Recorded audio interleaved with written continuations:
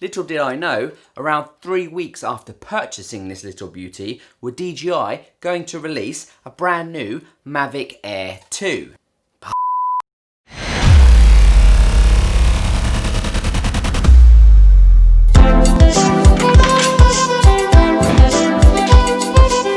Seeing his work has been so incredibly busy over the past couple of months since lockdown, I've decided today is the day I'm going to take an hour to myself. I'm driving around, I'm looking at things and thinking, yeah, that looked good, that'd make a good drone shot, blah, blah, blah. Whether it'll make a good video when they cut together, I don't really know.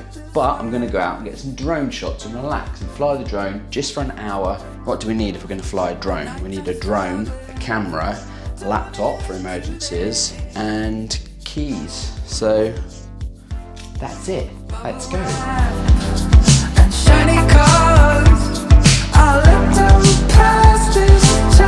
And yes, you may have noticed a bulge in my pocket, and that's not because I'm happy to see you, because that would be, and it's not because my moves have grown, which they have. This is just a wireless microphone, so we have some decent audio.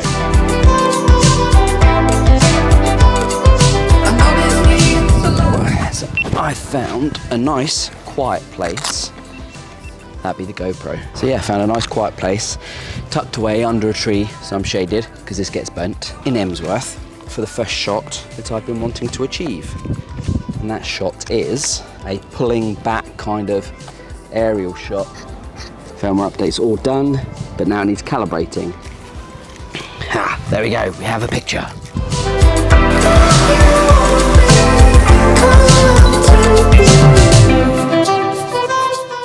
Now, retreat back to the shade to film flank some drone. First shot achieved, battery replaced, on to location number 2. It turns out, them propellers, see that, are actually pretty damn sharp.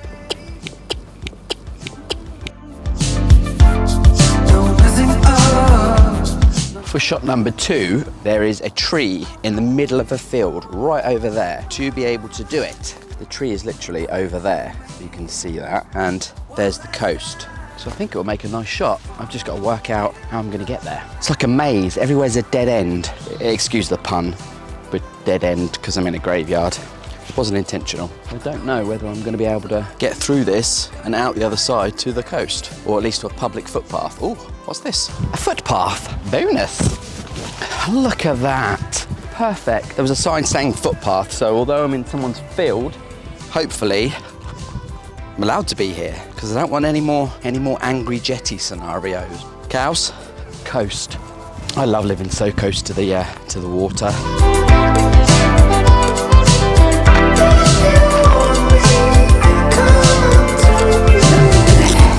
Here we go again. And this is probably going to be the last shot for the day, because I've just had a reminder to tell me I need to pick Olivia up from school. Let's get this little beauty recording and taking off.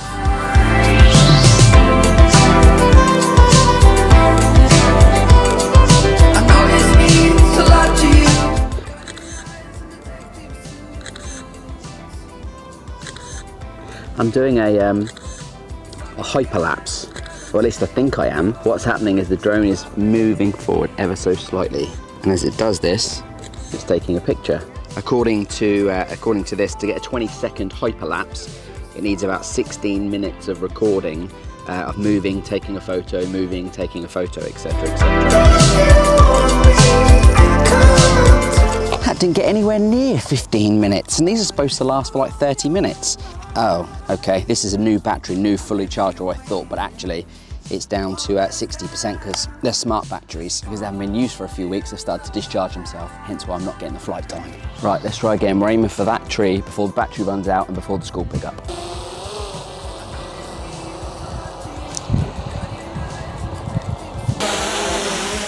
There we have it. Shot number 2 done. So let's land it, review the footage, and then go pick my daughter up from school and get all the batteries on charge, because I get to go again tomorrow. Actually, no, it's supposed to be raining tomorrow, so. Hey Siri, what's the weather like tomorrow? Just a moment. Looks like rain and heaven tomorrow. Definitely no drone flying tomorrow.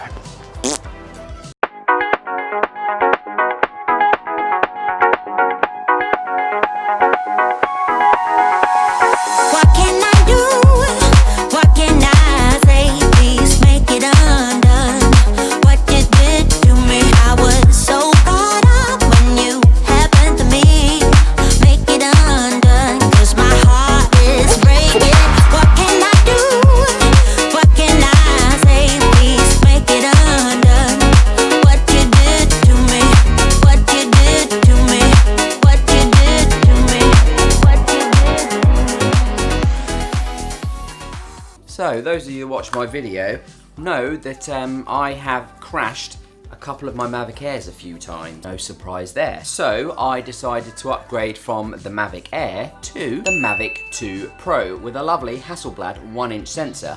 But little did I know, around 3 weeks after purchasing this little beauty, were DJI going to release a brand new Mavic Air 2. So what was initially going to be a comparison between the original Mavic Air, the Mavic Air and the Mavic 2 Pro. But seeing as how they have now released a Mavic Air 2, nobody's going to want to know about the Mavic Air 1, so I guess the whole video has to change. So now this video will be about the Mavic 2 Pro compared with the new Mavic Air 2, which obviously I don't have just yet. I have, however, read copious amounts of information and watched a fair amount of videos on YouTube about the Mavic Air 2, so I feel somewhat qualified or educated and armed with enough ammunition to compare the both of them, even though I don't have the newer one. So just to be clear, from this point on, when I refer to the Pro, I'm referring to the DJI Mavic 2 Pro, the one I own. And when I refer to the Air, I'm referring to the DJI Mavic Air 2, which I don't own. So, here we go. The price! Pro Fly More Combo will currently set you back £1,629 on Amazon at the time of filming this video, compared to the Air Fly More Combo, which will set you back £949 at time of filming this video on Amazon. So when it comes down to price, the Air wins, because it's cheaper. The design and size. They share a very similar build and both feel very high quality, but the main difference is lying within the weight of each unit. Yes, we can see the Air is a little smaller, but it is almost half the weight of the Pro, which comes in at 907 grams, versus the 570 grams of the Air. This also means both of these drones are required to be registered under UK law. So if you don't want a drone that is required to be registered, then you're probably going to need to look to purchase something like the Mavic Mini, which comes in just under the legal limit, measuring a measly 249 grams. So if weight is your issue, and you don't want to be lugging around the big Mavic Pro, which really isn't that heavy, then the Air is probably more your choice, and thus it would win this round. But for me, weight isn't an issue, and it's my video, so I'm gonna call it a draw. The cameras. This section gets really geeky, so just bear with. Both drones take JPEG and RAW images and can encode them along with their video in the newer H.265 codec, but this codec heavily compresses the files, and this means that editing the files in post can cause you problems. Both cameras have the same shutter speed, but the Air beats the Pro when it comes to the recording options, as with the Air you can record 4K up to 60 frames per second, whereas on the Pro you can only record 4K at up to 30 frames per second. And this basically means you're going to get a better quality slow motion 60 frames per second shot in 4K on the Air. And now it gets really geeky. The Pro, however, can record at 10-bit, while the Air still only records at 8-bit, which means the sensor on the Pro can see 4 times more the dynamic range, and thus 4 times more greater the colour than the Air, giving you a lot more flexibility when it comes to editing in post. So although the Air has a 48 megapixel half-inch sensor compared to the 1-inch 20 megapixel Hasselblad sensor on the Pro, I think I might have to give it to the Pro, because a larger sensor means less noise in your image, and when you're shooting in low light it also means you get a much higher dynamic range, which is the amount of colours that the camera can see between pure black and pure white. So in short, you get a less noisy image with better colours. So whilst the Air does upgrade the Pro in many aspects, if you want a more professional shot and a nice clean crisp sunset for example, then the Pro is still going to be the way to go, because you cannot beat a nice big fat sensor. So yeah, I'm awarding this one to the Pro.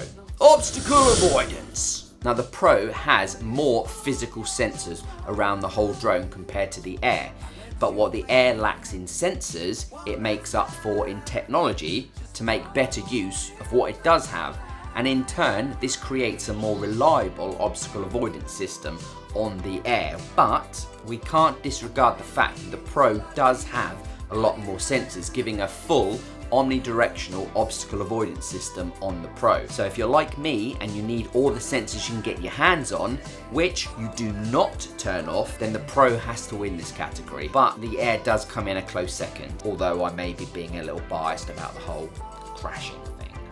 The gimbal and remote. So the biggest difference with the remote controller is now the Air is much larger compared to the Pro, and the phone or tablet clips into the top rather than the bottom. The Air, also being newer, has an upgraded OcuSync system, and OcuSync is the kind of the communication between the drone and the controller, which means the Air gets an impressive 10 kilometers range, whilst the Pro remains at 8 kilometers.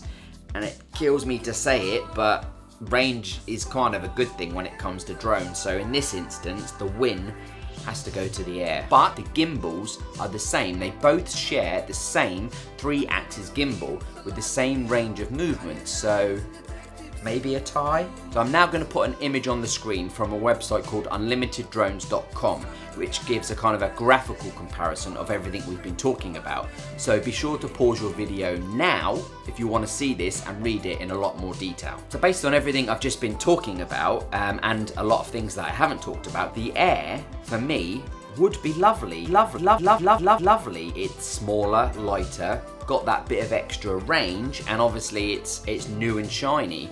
But the 1-inch Hasselblad sensor on the Pro, along with its extra obstacle avoidance sensors, means that for me, the Pro is the better choice at the moment. And it doesn't matter who wins or who loses, because it's going to be the same for you. Depending on your use case, you're going to find one better than the other. So that's it. I'd like to know what you thought of the format of this video, with kind of the talking head studio shots mixed in with vlog shots. Let me know in the comments box below. And if you're not already, please don't forget to subscribe, like the video, and hit the bell for notifications when I upload new videos.